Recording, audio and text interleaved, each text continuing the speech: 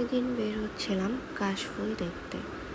এখান থেকে যে আনিসাকে রিসিভ করলো, ও অনেক শাই ফিল করতেছিল ক্যামেরার সামনে।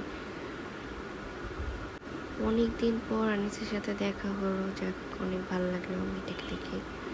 এখানে আম্মু অনেক খুশি ছিল, আমরা সবাই মিলে একসাথে যাচ্ছিলাম। ছিলাম আরেকজন ছিল আমাদের শিক্ষক ছিল, যে আমাদের কোরআন শরীফ পড়াতো। আনিসে অনেক দুষ্টামি করতেছিল, অনেক সুন্দর ছিল সেদিনকার ওয়েদারটা। আম্মু তো অনেক এনজয় করতেছিল সাদা সাদা সেই কাশফুলগুলো। এনে আনিসা দুষ্টামি করতেছে, যেভাবে এনজয় করতেছিল। তো টোটালি আমরা খুবই ভালো লাগতেছিল সাদা সাদা সেই ফুলগুলোকে দেখতে। আম্মু খুব এনজয় করতেছিল, পুরো এলাকাটা অনেক একা হেঁটে হেঁটে দেখতেছিল।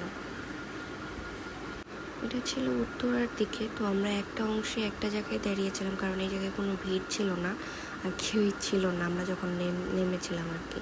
এই জন্য এই জায়গাটা আমরা বেছে নিয়েছিলাম। ও আমাদের মেট্রো যাচ্ছে, তো আমার ভিডিওতেও নিয়ে নিলাম আমাদের সৌন্দর্য। সাদার মাঝে আমিও একটু কিছুক্ষণ হেঁটে নিলাম। সাদা সাদা ফুলগুলো দেখতে ভালো লাগতেছিল, কাশফুল। দেবা একটু কিছুক্ষণ ঢং টং করে নিল।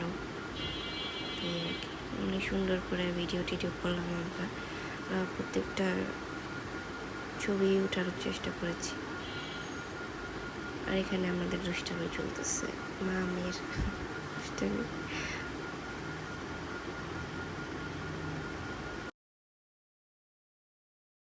আমিও কিছুক্ষণ আনিসের সাথে দুষ্টামি করলাম। তো যাই হোক, আমরা অনেক সুন্দর এখানে সময় কাটিয়েছি। তো এত সুন্দর ফুল দেখে আমার তো বারবার মনে হচ্ছিল যে গান খাই, এত সুন্দর সাদা সাদা ফুলগুলা। যাই হোক, অনেক সুন্দর কিন্তু জায়গাটা। কাশফুল হলেও মন চায় যে দেখতে যাই আমরা। তো যাই হোক, এবারে আমরা এটা পূরণ করলাম, খুব ভালো লাগলো।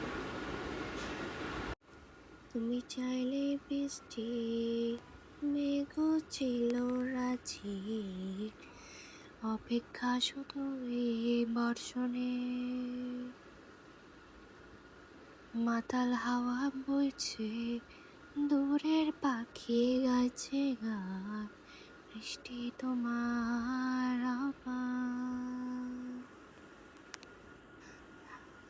সাদা রঙের স্বপ্নগুলো দিল না ছুটি, তাই তো আমি বসে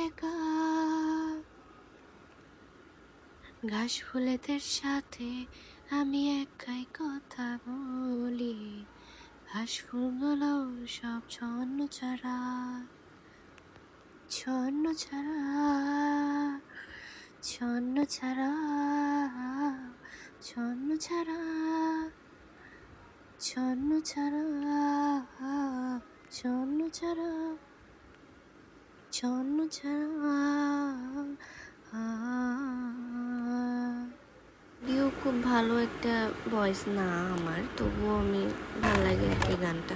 তো শেষ আমাদের দেখা রাত হয়ে গেছিলো প্রায়। তো এখানে নাগরদোলা ছিল, নাগরদোলায় না চলে এখানে একটা চোরকিট ছিল, এটা তো এটাতে আনিসা উঠলো। তো আমরা এখন বাসায় চলে যাবো। আল্লাহ হাফিজ।